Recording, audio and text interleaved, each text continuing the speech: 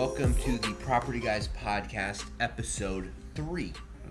I'm Glenn Duye. As always, I'm sitting next to my buddy, Frederick Remick. Say hi. Hi, guys. We'd like to thank our sponsors. Yes. We now have sponsors. We do. Open Escrow. Yep, thanks, guys. Yeah, handling all your escrow needs, and our escrow needs as a Property Guys, and Hop Mortgage. Hop Mortgage. They stole the name from us, by the way. They did. We're Rabbit Realty. They're Hop Mortgage. Yeah. I mean, it's hard to argue with greatness. We came up with it first. I know. But we forgive them. It's okay. Yeah, we forgive them. That's Darren and Ryan. And Ryan. Good guys. That's right. Good guys, yeah. Real competitive rates. So what are we talking about here in episode, podcast number 3? I think most people, when we meet them, we come in the office, we talk to them, they want to know if they're interested in really doing a remodel. Yeah. What does that all entail? What do the timelines look like? That's a good point. Where do you start? And what are the steps involved in this process? And how long does it take? Right. Yeah, that's complicated. It's a puzzle, right? It always is. Yeah. Well, I think one thing that makes it, like, we have a dedicated team. You guys may not be aware, or maybe you are. I don't know. So there's Glenn and I. We got Tammy, who was in episode 2 you saw last time. Yep. Then we also have our lenders, who we just gave a shout out to, Ryan and Darren. They help us make sure that people get the right financing and there's special programs, all that. We also have our escrow company. They have the rehab loans. It's always something to take rehab advantage loans. of. And then we've got our general contractor, Carl Conte. So with projects, a lot of times we loop him in. He's the expert. He has the license. He can pull permits and all that. So maybe we should just kind of explore some of the stories and some of the projects we're working on and kind of the complications and what happens behind the scenes. Yeah, let's take you through some specific examples of how this goes. We also have an interior decorator that we're bringing on. Sure. And Jordy, get your license so we can call you interior designer, Jordy, get your by the way. license Yeah. so you can be our designer and make our lives easier and yours better as well. Yeah, right. Talk about Let's go through the 38th process. Somebody comes in the door, and then where it goes. So it's funny because I don't think I really met the girls. I think I was working when we had the first interview. Yeah, with you them. were. Yeah. So that happens quite a bit sometimes where I'll be doing the real estate-y stuff. Right. And you might meet with Tammy and Frederick. Of course, all three of us like to be here when we can, but it just doesn't always happen. Yeah. But we did have some special clients come in. Well, let me talk about the meeting since you were there. Yeah, I didn't even realize, and meeting. then you talk about the logistics. Kimmy, as she's called. That's right. We call her Kimmy. And Karen came in. And they're wonderful people. And the reason they wrote into our show was almost entirely because of Karen's, it's a degenerative muscular/neurological issue she has. And when she goes through a bout of it, which is usually about once a year, she's in a wheelchair or a walker. Everything's very painful. The property they were living on at the time had like a real steep slope going up the driveway. It was very difficult for her to get up there. So anyway, they came in to talk to us about wanting to sell the current home and then buying their dream home and retrofitting it in a way where Karen could comfortably go through these bouts when she had them and could roll in and out of showers and all that. And we'll talk more about that. But they came in and they're very, very nice people. And it's really the kind of story that we like, because if you're going to do this and you're going to go through kind of battle with somebody and find a property and help them remodel it, you want to really like the people. And they're awesome. Yeah. So anyway, so now you can talk about the logistical stuff that happened because of that. So that's nice. That's our producer, by the way, who's messing up our sound. Thank you. Our phones have to be on silent, but not his. No, absolutely not. Okay. So anyway. Yeah, we'll go from the very beginning then. Yeah. We'll start at the meeting. Yeah. So they needed to sell their home, Yep. or they wanted to sell their home. I don't know if they really needed to, but they wanted to sell their home and roll that money into their dream home, which is fine. We can certainly help with that. Right. So we got their home marketed. Yeah. Right. And maybe that sales is a whole nother episode. Yeah. We'll talk about that. We'll talk about preparing a home to sell, because we did help them with that, but we're kind of talking about the project side, so we'll kind of gloss over all that. Gloss over that. But we put some sweat equity into their home to help it sell. Sure, it was already very charming, so we didn't have to do much. It flew off the racks, which is good. But we had their home. We found the home. Tammy helped them find the home. Yep. Over in Claremont. Yep. Bayho. Yep. And it was a rental for quite a long time. Mm-hmm. It wasn't. I think they had some cash offers, right? Some They did. flipping offers, as we call them. It was listed at $749, I believe is what it was listed at. Right, so they were way overpriced it. They were. For the condition. For the condition it was in and for it being a rental for so long. It was a beater, yeah. But we ended up getting the girls into escrow at a pretty good number. I think it was just a little bit below asking. It was like, yeah, originally they were in at like 7.25. Yeah. But then the appraisal came in low because Yeah. because of the condition of the property.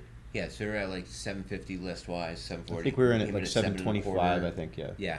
Yeah. And then it doesn't always happen. You can't count on it No. ever happening, but it's always great when it does. Appraisal came in really low. Yeah. And there's just nothing you can do. Yeah, when that appraisal I think our comes in close low. it was right around 675, 680. Yeah.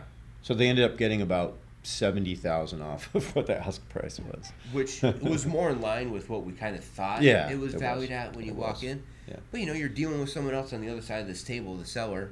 Yeah. And more often than not, and I think this was the case for them as well, they sell that home and that's their retirement fund. Yeah, for for some sure. of the older For sure, yeah. All the money generations. they had, they moved in, yeah. Like that, hey, that house is Yeah. it. So I understand that. We're Right. sympathetic to that, but Right. you have to make a deal work at the end of the Yeah. day. Yeah. So that was good. They got in well Yeah. below market, Yep. and they proceeded quickly to gut the whole thing. I know. The thing was literally down to studs in 2 weeks. Yeah. So Like, again, ridiculous. Karen needed to make it an ADA home, so we had Right. to widen hallways. Yep. We had to pick up ceiling height. Yep. They wanted to put in lock and tina doors to the backyard. Lock and Tina Doors, that's another plug. Yes. You're welcome, Matthew Posh, on that one. Matty Posh selling lock and tina doors. Yeah, so those to all are you people out those there. are courting doors that basically bring your inside outside to patio areas, backyards, and they just like you'd see in a restaurant basically. Yep. Where the entire wall opens up. They're amazing. Yeah, they collapse like an accordion. Yep. A lot of restaurants have the garage doors that open, Yep. so they're not that style, but Right. still really cool if you had that in your house. Yeah. What else did they do? They did an add-on. They did a huge add-on. yeah, they did a the 500 add-on, square too. foot add-on for the master, Yep. right? Yeah, so they put the master on, it would be the north side of the living space, and they Mhm. had the bedrooms and offices on the south side of the living space. Right. I believe every room off the back of the house has sliders or doors Yeah. that feed to the backyard, which is going to be a backyard oasis Yep. with pool. Was it a hot tub? It's an infrared And an infrared sauna. Yeah, correct, yes. Yeah, so Yeah. we're definitely going to be hanging out over there. Right. Yeah, they're doing it up. I think what's interesting too, a lot of people don't see. They see contractors going in and out of these houses when we're working on them. This one's about a 5 to 6 month project because of the permits, but people don't really know what's going on behind the scenes. And you'd be surprised when you do a big remodel like this, how many checks and balances the county or city, depending on where you live, requires. Right. So, for example, everything got gutted in 2 weeks, and then you submit your plans for your add-on. Electrical, HVAC, things of that sort. Anything that's going to be inside the walls has to be on the plan. So Jesse, who we have as another part of the team, he's a draftsman. He draws Mm-hmm. everything up for us, and then the city or county in this case has to approve it. Once they approve it, it's stamped, then you can execute, and Carl will do that part. However, there's steps. So again, we go back to it's been demoed. Before you can close anything up, they have to come inspect it. Correct. And you have like a check box. It's like, that big, and there's like 13 basically checks that have to happen before you can issue occupancy on final inspection. So that's the stuff you don't see behind the scenes, and Right. we do run into some problems sometimes, not because that's of what makes us slow. It's yeah, not us exactly, being slow. exactly. It's the county making us slow. Yeah, and we don't cut any corners. It has nothing to do with that. What it has to do with is that you have to wait. So for Yeah, example, you just gotta fit it in. I can't pour my concrete till they come in and check my footings, how they're framed. Yep. Right? I can't run my electrical until they come and tell me that I framed all the stud walls correctly and where I can punch through my Romex, for example. And so you're waiting on one to wait on the other. So it's like this huge bureaucratic chain that happens where... That's called red tape. Oh, there's tons of red tape, and it's ridiculous. And it takes, something that could be done, let's say in 2 months, will double because of permits. Yes. Yeah. So that's a lot. When you guys see stuff going on in your neighborhood and people are working on the house forever, it's likely more of a permit and inspection delay than it is a construction delay, almost entirely. Oh, totally. And then one thing, especially with Chippewa, But in L homes, on the real estate side of it, one thing I like to pay attention to is the TDS Right. and the SPQ Transfer disclosure statement. and the seller Disclosure statement. property questionnaire as well. Property questionnaire. Take it. I'm just going to repeat everything in that voice. Yeah, right. All my contracts, you just repeat These that are voice. disclosures, which will. So Yeah. the disclosures are nice because, again, we don't care if there was a leak in the house, but we want to know where the leak was located. Yep. Since we're already opening up walls, Yep. and we all kind of have aversions to black mold, it's not good for your lungs. We want to pay special attention to those areas. Right. So when you're doing the remodel and all that stuff's opened up, that's the time to really address all those things. Right. So that's just bringing in real estate part back into Well, the remodel part. let's tangent off exactly about disclosures. So because it's a good spot to jump off. So a lot of people, it's almost like going to a doctor. That's how I equate it, right? You go to your doctor and you got some stuff going on, and you go to the doctor, hey doc, I'm worried because my stomach hurts a little bit. And then the doctor really starts pinning you and answering your questions. You're a little hesitant to tell him everything because you really don't want him to be like, yeah, you've got cancer, you're going to die tomorrow, right? So exactly. You kind of lighten it. Oh, it's not really that bad, doc. I just wanted you to take a look at it. And so you don't often give the doctor all the information, especially men. Right. So don't do that with your disclosures is my point, because it actually protects you as much as it does the buyer. If you're selling a home and you don't put something on a disclosure that should be there, and then the seller or the buyer finds out that you didn't put it on there, you're in trouble. That's a lawsuit. But if you put it on there, you're covered. So I'll give you an example. So over in Point Loma, where I live, we used to live in a townhome complex, and the flight path goes right over it. Yep. So it literally sounds like this.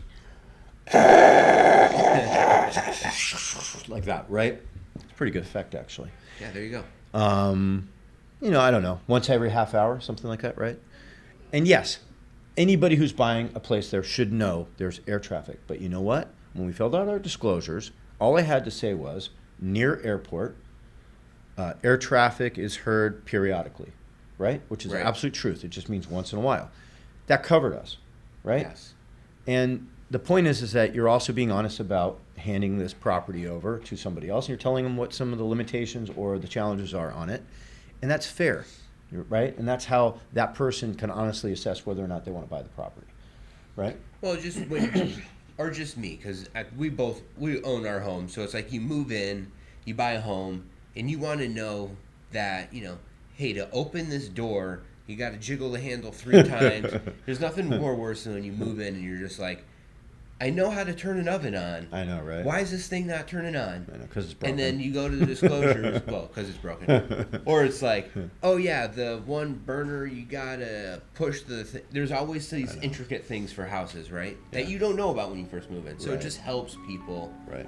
be able to cook and heat themselves, I guess, when they move into a new house. Yeah. And like, This is where I came in from drinking all night and vomited on the floor. That's what that stain is from. Yeah, exactly.